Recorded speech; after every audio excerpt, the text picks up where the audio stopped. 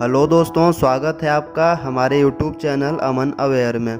आजकल के इस इंटरनेट के दौर में आप लोगों को कई वेबसाइट्स पर लॉगिन और साइन इन का ऑप्शन देखने को मिला होगा। तो क्या आपके मन में कभी ये सवाल आया कि ये लॉगिन और साइन इन क्या होते हैं और इनमें क्या अंतर होता है?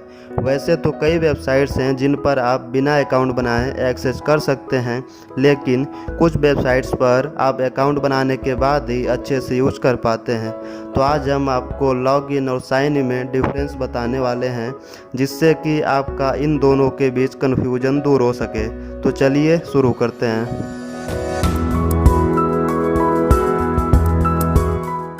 लॉगिन और साइन इन की ज़रूरत कब पड़ती है?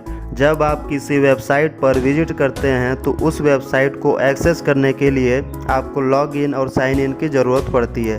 इसके अलावा यदि आपने किसी वेबसाइट में अकाउंट बनाकर लॉग आउट कर दिया है तो वहां आपको लॉगिन की ज़रूरत पड़ती है। इसी तरह यदि आपने साइन अप यानी कि अकाउंट क्रिएट करने के बाद साइन आउट कर दिया है तो वहां आपको साइन इन की ज़रूरत पड़ती है। इसके अलावा यदि कोई वेबसाइट आपके सोशल अकाउंट जैसे फेसबुक और जीमेल आदि से एक्सेस हो सकती है तो वहां आपको इन दोनों चीज़ों की ज़रूरत पड़ती है। लॉगिन और साइन इन में क्या अंतर है? वैसे कई लोग इन दोनों को एक ही मानते हैं, लेकिन आपको बता दें कि इन दोनों में काफ़ी अंतर है। इसको हम एक एग्जाम्पल के ज़रिए जानने की कोशिश करते हैं। जब आप फेसबुक यूज करते हैं तो आपने ध्यान दिया होगा कि फेसबुक लॉगिन का इस्तेमाल करता है और दूसरी तरफ जीमेल में साइन इन का इस्तेमाल होता है। इन दोनों में अंतर जानने के लिए सबसे पहले साइन इन की बात करते हैं। जब आप किसी वेबसाइट में साइन इन करते हैं तो वेबसाइट आपके एक्सेस किए गए डेटा को स्टोर नहीं करती है, यानी कि आपने उस वेबसाइट पर क्या एक्टिविटी की, क्या अपडेट किया, किस किस चीज़ पर आपने क्लिक किया, ये सब उस वेबसाइट डाटाबेस में स्टोर नहीं होता है। तो जिस भी वेबसाइट में आपको साइन इन दिखे तो समझ जाना है कि उस वेबसाइट में आपकी कोई भी एक्टिविटी रिकॉर्ड नहीं की जाएगी। जैसे कि जीमेल, यदि जीमेल आपकी एक्टिविटी रिकॉर्ड करता तो आपको पता चल जाता कि 10 दिन पहले आपने कौन सा ईमेल कितनी देर तक पढ़ा था। अब लॉगिन की बात करते हैं। लॉगिन के अंतर्गत आने वाले वे सभी वेबसाइट जिन पर आप विजिट करते हैं, आपकी एक एक एक्टिविटी उस वेबसाइट के सर्वर पर स्टोर हो जाती है। जैसे कि फेसबुक, जब आप फेसबुक में लॉगिन करते हैं तो फेसबुक आपको ट्रैक करना शुरू कर देता है।